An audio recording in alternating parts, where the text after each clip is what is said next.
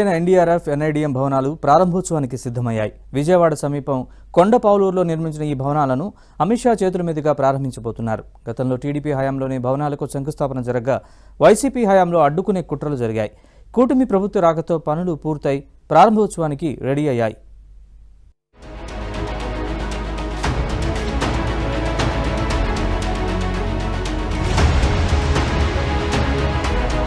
విజయవాడ సమీపంలోని కొండపావులూరులో ఏర్పాటు చేసిన కేంద్ర సంస్థలు ఎన్డీఆర్ఎఫ్ ఎన్ఐడిఎం భవనాలు ఈ నెల 19న ప్రారంభం కానున్నాయి.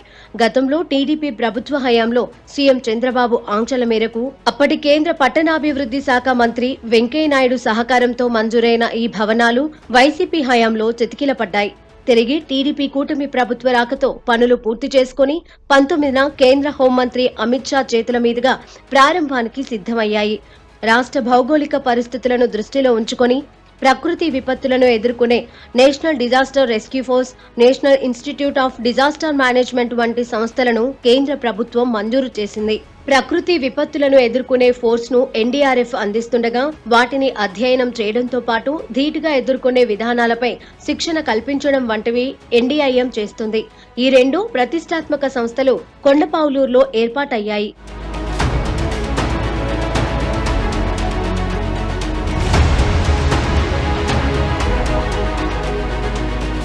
దాదాపు 1000 కిలోమీటర్ల సువిశాల సముద్ర తీరం కలిగిన ఏపీకి విపత్తులను ఎదుర్కొనే సంస్థల అవసరం ఉంది.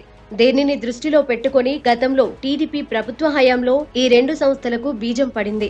వాస్తవానికి ఎన్డీఆర్ఎఫ్ 10వ బెటాలియన్ 2012లోనే కేంద్రం మంజూరు చేసింది.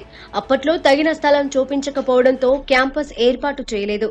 దీంతో నాగార్జున యూనివర్సిటీలో తాత్కాలికంగా దీనిని నిర్వహించారు. రాష్ట్ర విభజన తర్వాత ఏర్పడిన టీడీపీ ప్రభుత్వ హయాంలో భూములు ఇవ్వడానికి ముందుకొచ్చారు.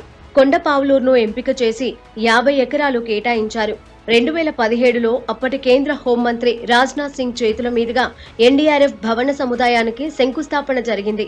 అలాగే ఎన్ఐడిఎం కు అప్పటి టీడీపీ ప్రభుత్వం 10 ఎకరాలను కేటాయించింది. ఎన్డీఆర్ఎఫ్ కు శంకుస్థాపన చేసిన సరిగ్గా ఏడాదికి అంటే 2018లో ఎన్ఐడిఎం భవనానికి వెంకయ్యనాయుడు శంకుస్థాపన చేశారు. విపత్తు నిర్వహణలకు సంబంధించిన శిక్షణే ఇక్కడ ప్రధానమైనప్పటికీ పరిశోధనలు కూడా జరుగుతూ ఉంటాయి. దేశ రాజధాని ఢిల్లీ తర్వాత కొండపావులూరులోని ఎన్ఐడిఎం రెండో స్థానం. ఈ రెండు కేంద్ర సంస్థలను కేంద్ర హోంమంత్రి అమిత్ షా ప్రారంభించబోతున్నారు. ఈ 10వ బెటాలియన్ ఎన్డీఆర్ఎఫ్ 2012లో మన ఆంధ్రప్రదేశ్ విజయవాడలో స్టార్ట్ అయింది. ఇనీషియల్గా ఇది మన ఆచార్య నాగార్జున యూనివర్సిటీ క్యాంపస్లో టెంపరరీ బిల్డింగ్స్ తోటి స్టార్ట్ అయింది. ఆ తర్వాత 2021లో కృష్ణా డిస్ట్రిక్ట్ కొండపావులూరు విలేజ్లో పర్మనెంట్ బిల్డింగ్స్లో ఏర్పాటు చేసుకుని ఇక్కడికి రావడం జరిగింది. ఈ బెటాలియన్ యొక్క కార్యకలాపాలు 3 రాష్ట్రాలకు విస్తరించి ఉన్నాయి. ఒకటి ఆంధ్రప్రదేశ్, ఇంకోటి తెలంగాణ, ఇంకోటి కర్ణాటక.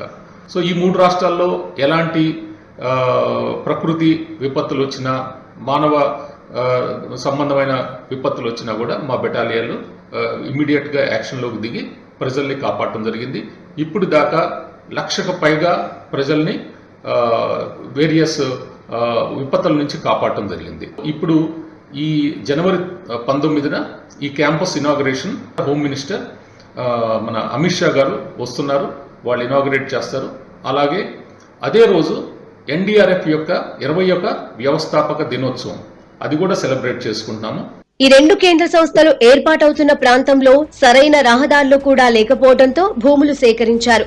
అయితే గత వైసీపీ ప్రభుత్వ హయాంలో రోడ్ల నిర్మాణానికి ఎలాంటి సహకారం అందించలేదు. ఎన్డీఆర్ఎఫ్ ఎన్ఐడిఎంలో పదే వైసీపీ ప్రభుత్వానికి లేఖలు రాసినా పట్టించుకోలేదు. సరైన దారి లేకపోతే పనులు జరగవని వైసీపీ భావించింది. అయితే దారులు బాగోకపోయినా ఎన్డీఆర్ఎఫ్ ఎన్ఐడిఎం భవనాల పనులు మాత్రం జరుగుతూ వచ్చాయి. టీడీపీ కూటమి ప్రభుత్వం అధికారంలోకి వచ్చిన వెంటనే ఆ రహదారులను అభివృద్ధి చేసింది. దీంతో ప్రతిష్టాత్మక సంస్థలు అందుబాటులోకి వచ్చాయి.